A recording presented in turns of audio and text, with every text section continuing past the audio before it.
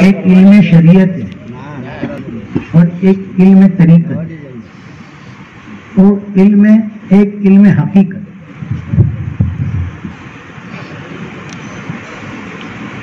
بابا فرید الدین شکرگنج رحمۃ اللہ علیہ کے پاس ایک شخص آیا اور آ کے آپ کو پوچھتا ہے کہ زکوٰۃ کا مسئلہ بتاؤ, مجھے کتنی زکوٰۃ نکالنی. آج ہمارے پاس کوئی آئے گا تو ہم کیا کریں گے, زکوٰۃ کا یہ مسئلہ ہے. آپ فرماتے ہیں بتا کون سا مسئلہ بتاؤں, علم شریعت کا بتاؤں, علم طریقت کا بتاؤں کہ علم حقیقت کا بتاؤں. تو کہتا ہے کہ حضرت میرے پاس تھوڑے سے پیسے, اس کی زکوٰۃ نکالنی ہے اور آپ تو اتنی بڑی تفسیر کھول کے بیٹھ گئے, جو ہے وہ بتا دو. تو آپ کہتے ہیں علم شریعت کا مسئلہ تو یہی ہے کہ 2.5% نکال, 100 میں سے 2.5 روپے نکال دے, باقی کے پیسے تو رکھ لے. اور علم طریقت کا فتویٰ یہ ہے کہ 2.5% تو رکھ, باقی سب بانٹ دے. اور علم حقیقت یہ ہے کہ اس کی راہ میں 100% لٹائے. اب خالی غور کرو کہ 2.5% نکالنے میں ہم لوگوں کو موت آتی ہے. اب خالی یہ 2.5% بچانے ہیں اور دوسرے بانٹنے, تو اس مقام پہ ہم کب پہنچیں گے, وہ جگر ہمارا کب چلے گا. اور علم حقیقت, جب حقیقت تک تم پہنچو گے تو وہاں تو سب کچھ لٹانا ہے. یہ خالی بات نہیں ہے, صدیق اکبر کو نہیں دیکھا, بہت سے صحابہ کرام ہے جس نے اپنا سب کچھ لٹا دیا. سبحان اللہ. بظاہر تو سب نے دیکھا, سب دے دیا, کڑکا ہو گیا, لکھا ہو گیا. سیدنا صدیق اکبر جب سب لے آئے نا, یہاں تک کہ برتن بھی, گھر کے چولہا بھی, توا بھی, کپڑے بھی, گھر کے بچوں کو کہہ دیا آپ نے کہ ایک ایک جوڑا کپڑا پہن لو, باقی کپڑے بھی رکھ دو. تو بچے حیران ہو گئے کہ ابا تو کپڑے بھی مانگتے. کہا بیٹا تمہیں تو ایک ایک جوڑے کی اجازت ہے, مجھے دیکھو میں نے ٹاٹ کا بوریا پہنا ہے, وہ ایک جوڑا بھی اتار کے اس میں رکھ دیا, سب لے لیا. جب حضور کی بارگاہ میں پہنچے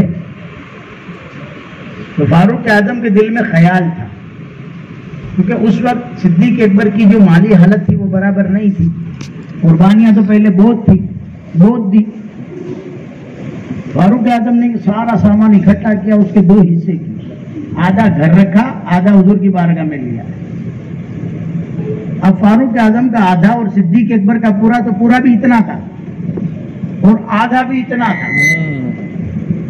آج ابو بکر سے بڑھ جاؤں گا.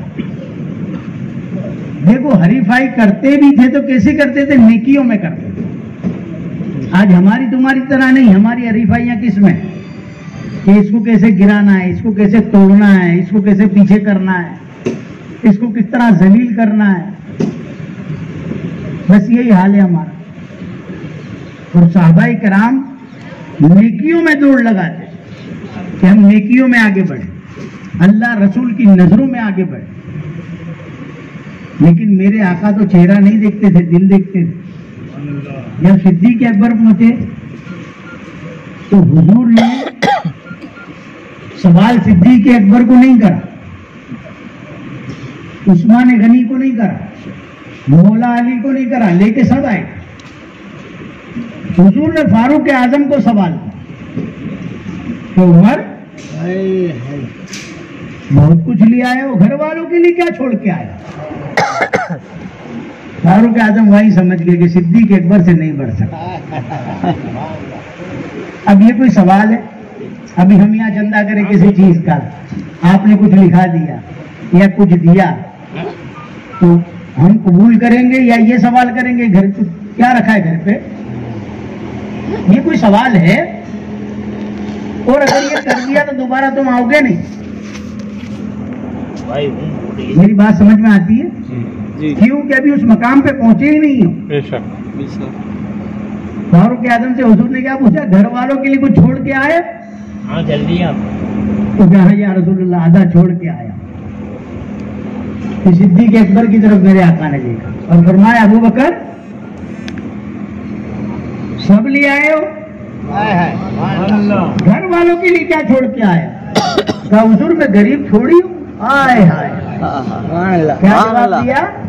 حضور میں غریب تھوڑی ہوں، گھر اللہ اور اس کے رسول کو چھوڑ کے آیا ہوں. تو حضرت صاحب رحمۃ اللہ علیہ کی وہ بات مجھے یاد ہے. بادشاہ نے ڈھیر لگا دیے، سونے کا ڈھیر، اشرفی کا، چاندی کا، ہیرو کا، اور اعلان کر دیا اس محل میں جو چیز ہے، جو جس پہ ہاتھ رکھے گا وہ اس کا. سب بھاگے. کسی نے سونے پہ رکھا، کسی نے ہیرے پہ، کسی نے اشرفیوں پہ، کسی نے چاندی پہ، کسی نے کسی اور چیز پہ، سب نے رکھا. لیکن جو رقاصہ تھی نا، ناچنے والی، وہ کھڑی تھی، اس نے کوئی چیز پہ ہاتھ نہیں رکھا. بادشاہ نے دیکھا رقاصہ نے کوئی چیز پہ ہاتھ نہیں رکھا. بادشاہ نے پوچھا تم نے کسی چیز پہ ہاتھ نہیں رکھا؟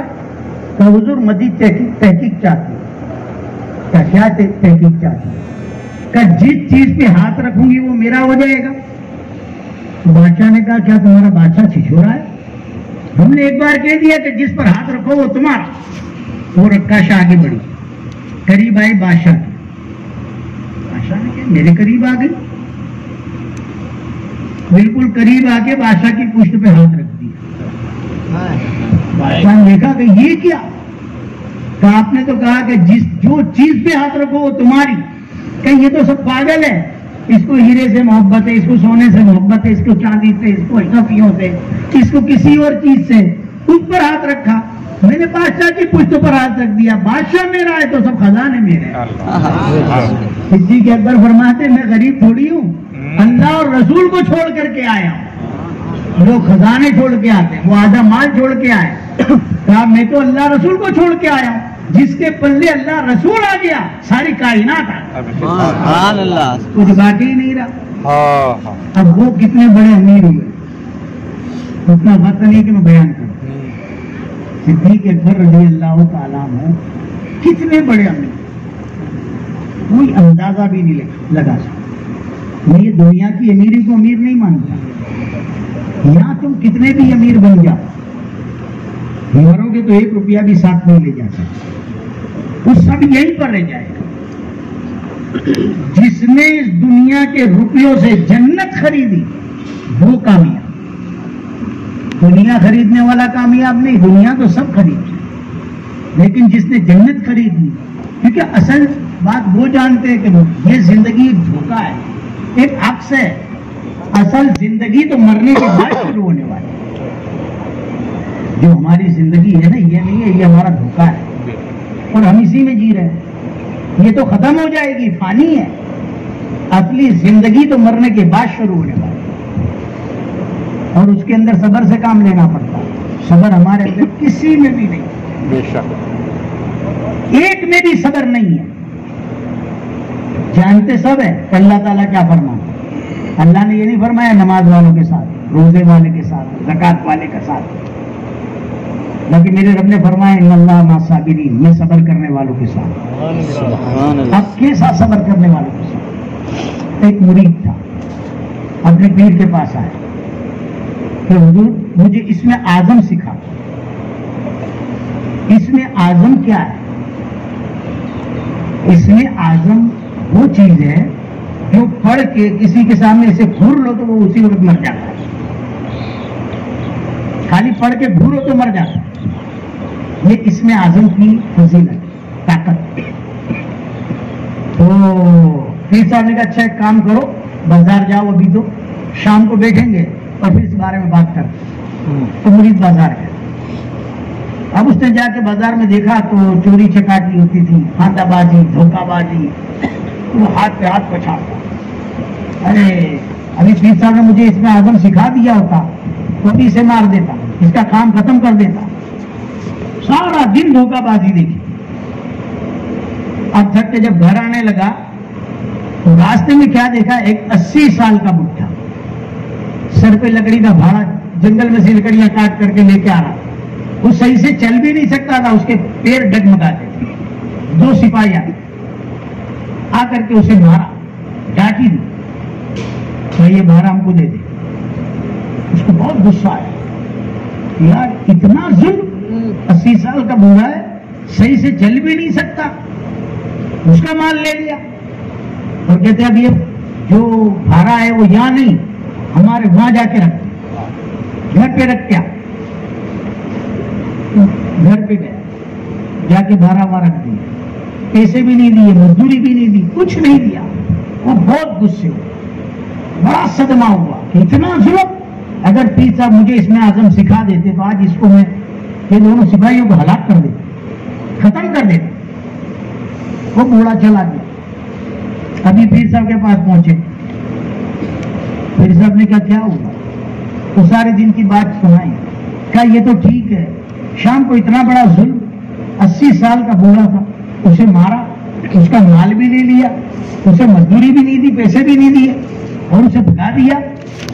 इतना बड़ा जुल्म किया, अगर आप मुझे इसमें आजम सिखा देते तो मैं उन्हें हलाक कर देता, खत्म कर देता। तो आप मुस्कुराने लगे। वो मुरीद कहता है हुजूर इतना बड़ा जुल्म हुआ और आप मुस्कुरा रहे, आपको हंसी आती है? पीर साहब ने कहा तू उस बूढ़े को जानता है? कहने हुजूर मैंने पहली बार देखा। कहा वो हमारा कुतुब है, वो हमारा कुतुब है और मुझे इसमें आदम उसने सिखाया है, मुझे इसमें आदम उसने सिखाया है। कहा हुजूर उसे इसमें आदम आता है? कहा मुझे उसने सिखाया तो नहीं आता होगा, फिर से घूरा क्यों नहीं? कहा जब तक तुम्हारे अंदर सब्र का मादा इतना आला पैदा नहीं हो जाता, अल्लाह तुम्हें यह मकाम अता नहीं करता। अब अंदाजा लगा लो ये हमारा छोटा छोटा गुस्सा हमारी रूहानियत में कितनी बड़ी रुकावट पैदा करता है। कोई अंदाजा लगा सकता है?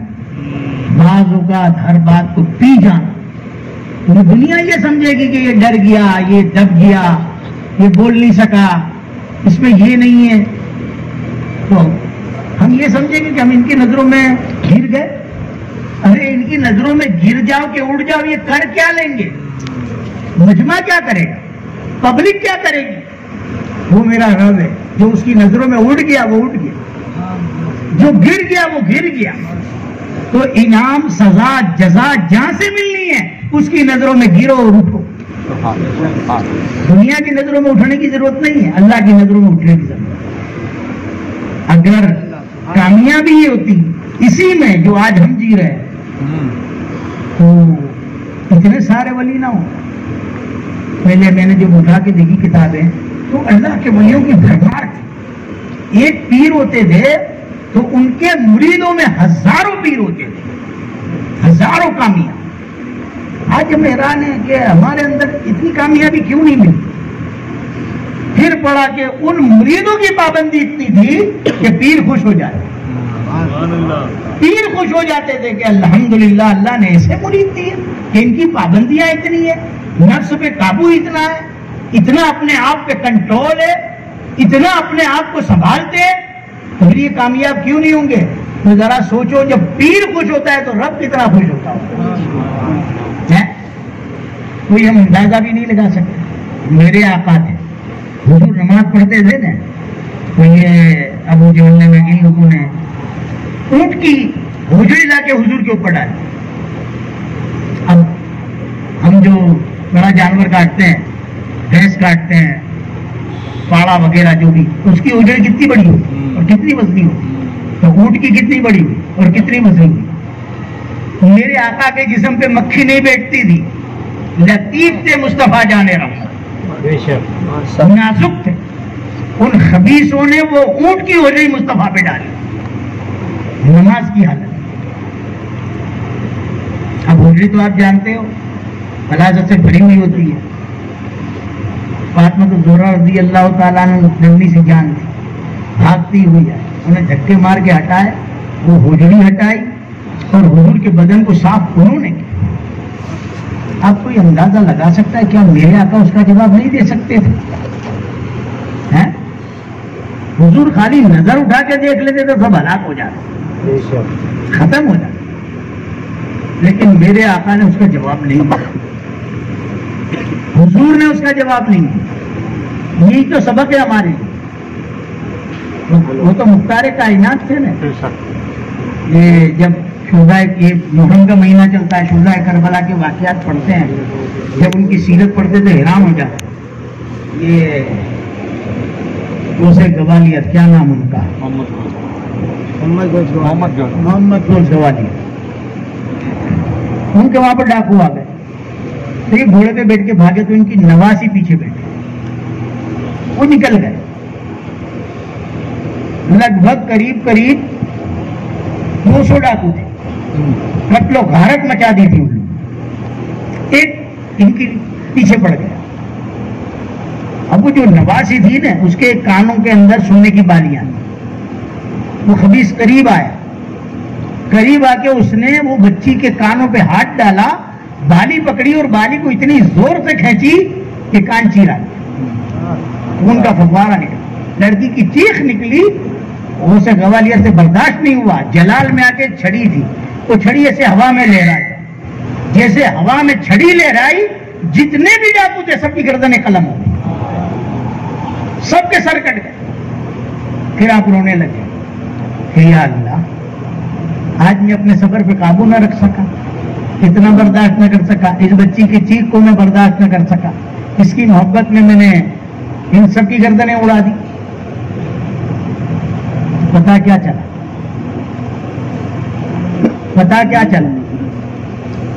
تو اس سے اندازہ لگا امام عالی مقام اگر چاہتے ہاتھ اٹھانے کی بھی ضرورت نہیں تھی، خالی نظر اٹھا دیتے سب یزیدی فنا ہو جاتے. لیکن میرے امام نے نظر نہیں اٹھائی. کیوں کہ وہ جانتے تھے میں یہاں امتحان دینے آیا. کیونکہ ہر ایک انسان پہ 2 مقام آتے ہیں، ایک مقام محبوب ہوتا ہے اور ایک مقام محب ہوتا ہے.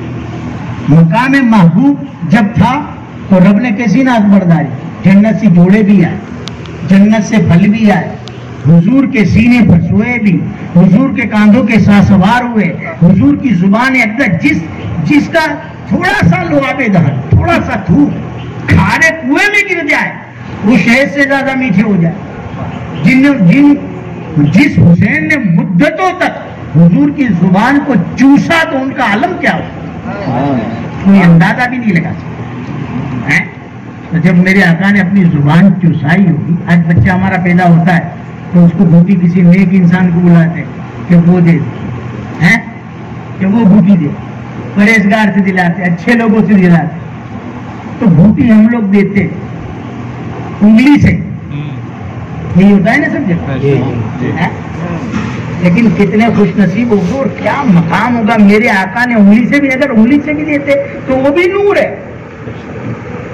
حضور نے انگلی سے بھی گھٹی نہیں دی، امام علی مقام کو گھٹی بھی دی تو اپنی زبان منہ میں دے کے، زبان منہ میں دے کے. خالی اندازہ لگاؤ کیا مقام ہوگا، کیا مقام ہوگا. یہ مقام محبوب تو ہر طریقے کی ناز برداری ہے. اور جب کربلا میں جانے کے تھے تو معلوم تھا کہ اس کا مقام محب آنے والا. امام عالی مقام کی نواسے رسول تھے، ان کو بھی پتا تھا کہ میں کیوں پیدا ہوا. میرے آقا نے تو سب کو اعلان کر دیا تھا، تو امام عالی مقام نہیں جانتے تھے؟ جانتے تھے. اس لیے تو جب نکلے کربلا کے لیے، کہا یہ کون سی جگہ ہے، کہا یہ کربلا ہے، کہا یہ جگہ خرید لو تو یہاں خیمے باندھو. کہا ہر جگہ ہم نے خیمے باندھے، کوئی جگہ نہیں خریدی. یہ کیوں؟ کہا جہاں قبریں بننی ہوتی ہے نا وہ جگہ خرید کر لی جائے. ان لوگوں کو بتا دیا کہ یہ ہمارے شہید ہونے کا ہے. اور جب خیمے کے لیے کھڈے کھودے بلیاں گاڑنے کے لیے تو تھوڑا ہی کھودتے تھے اور خون نکلا، زمین میں سے خون نکلا. سیدہ زینب نے دیکھا تو کہا بھائی خون، کہ اسی جگہ ہمارا خون بہنے والا.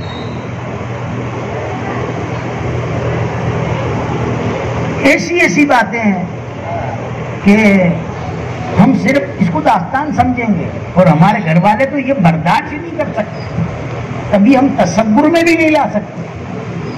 اگر اس کی حقیقت سناؤں گا تو حیران ہو جاؤ کہ یار یہ کیا ہے، اور حقیقت میں یہ سب جب جا کے یہ مقام ملے. اب ان کے غلام ہم ہیں اور قیامت تک آئیں گے. کامیابی اسے ملے گی جو اس پر اٹل رہے، ڈٹا رہے.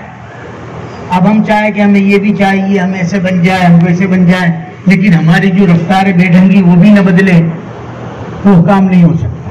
ایک میان میں دو تلوار نہیں رہ سکتی، اپنے آپ کو بدلنا پڑے تبھی کامیابی ملے، ورنہ کامیابی نہیں مل سکتی۔ اور کوئی یہ نہ سوچے کہ میں پیر کا بیٹا ہوں تو میں کامیاب ہوں، میں ولی کا بیٹا ہوں تو میں ولی ہوں، یہ بھی سوچ ہماری غلط ہے۔ ولی کا بیٹا ولی نہیں ہوتا، پیر کا بیٹا پیر نہیں ہوتا۔ اگر کسی واگری کا بیٹا ہے، اولاد واگری کی ہے، اور اللہ نے اس کو توفیق دی اور وہ ایمان لیا ہے، مسلمان ہو گیا، کلمہ پڑھ لیا اور اہل نسبت پیر سے مرید ہو گیا، ان اکرمکم عند اللہ اتقاکم، اللہ کے نزدیک وہی بزرگ تر ہے جو سب سے زیادہ پرہیزگار ہے۔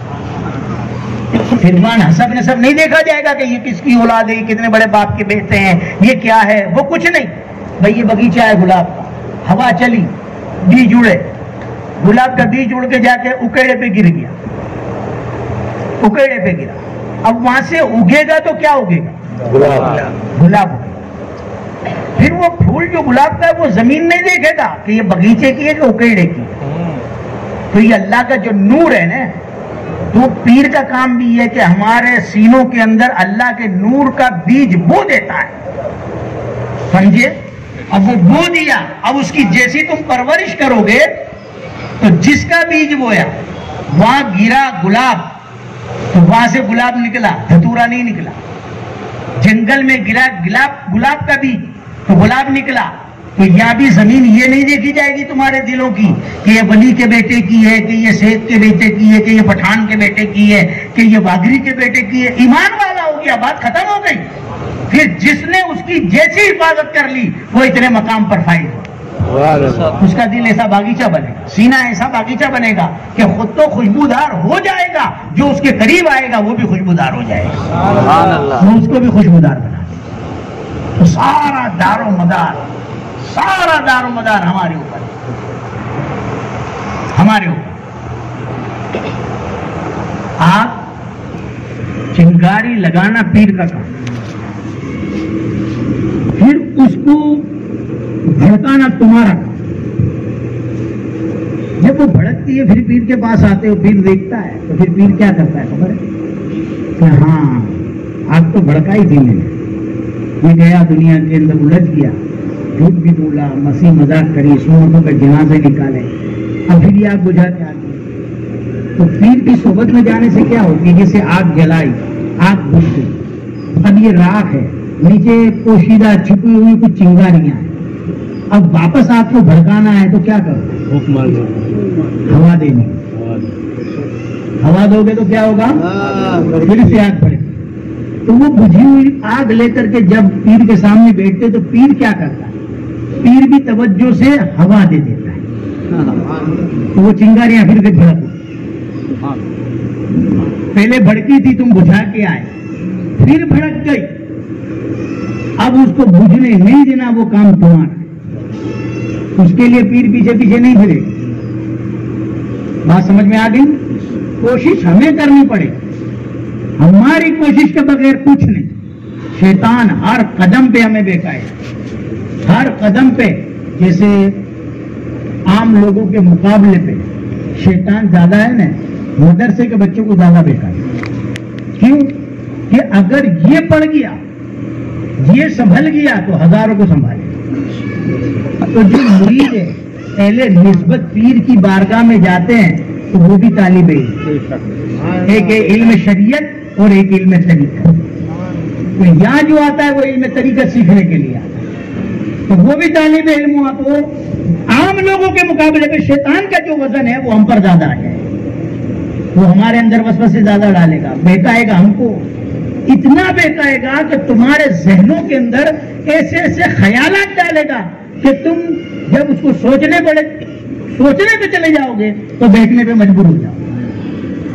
کبھی بھی سوچو مت، جہاں بھی شیطانی خیال آ جائے اسی وقت لاحول پڑھو، اور اتنی کثرت سے لاحول پڑھو کہ شیطان تمہارے قریب بھی نہ آئے، اور ہمیشہ لاحول کی کثرت پڑھو، اعوذ باللہ من الشیطان الرجیم کی کثرت۔ جس نے یہ عادت بنا لی وہ شیطان کے وار سے بچ جائے۔ سمجھ میں بات آئی؟ اور یہ کام ہم نہیں کریں گے تو ہم کامیاب نہیں ہو سکتے. ہماری کامیابی کی دلیل ہی ہے ہم دنیا میں آئے اس لیے کیونکہ یہ دنیا ایک دھوکہ ہے, خدا کی قسم دھوکہ ہے. اور یہ دنیا کیسے کٹے گی پتہ بھی نہیں چلے گا. یہاں اتنے لوگ بیٹھے, کسی کو معلوم ہے کون کتنا جیے گا؟ کسی کو معلوم نہیں کہ ہماری موت کب آئے. تو پھر کون سی خوش فہمی میں ہم زندہ ہے؟ ہمارے ساتھ بیٹھنے اٹھنے والے کتنے لوگ ہیں جن کے ناخن میں بھی درد نہیں تھا, وہ گزر گئے. ہم خود حیران ہے کہ یار یہ کیسے مر گیا, یہ کیسے گزر گیا؟ وہ گزر گیا. بات سمجھ میں آتی ہے؟ ایسا ہمارا بھی ہو سکتا ہے. اچانک ہمارا بھی وقت آئے گا, ہم بھی چلے جائیں گے. یہ زندگی اللہ کا نام یہ گواہ ہے. زندگی کسی کی, کیونکہ کل نفس ذائقۃ الموت, جو دنیا میں آیا اس کو جانا ہے, تو ہم سب کو بھی جانا ہے. جب ہمارے ماں باپ نہیں بچے, ہمارے پیر نہیں بچے, یہاں تک کہ میرے آقا حیات النبی بظاہر تو گئے, ہمیں بھی جانا ہے. یہ سبق ہے. تو اسے بگاڑ کر نہیں جانا, اسے سوار کے جانا. دنیا کیا کرتی ہے وہ دنیا پہ چھوڑو, ہمیں کیا کرنا ہے وہ ہم جائیں.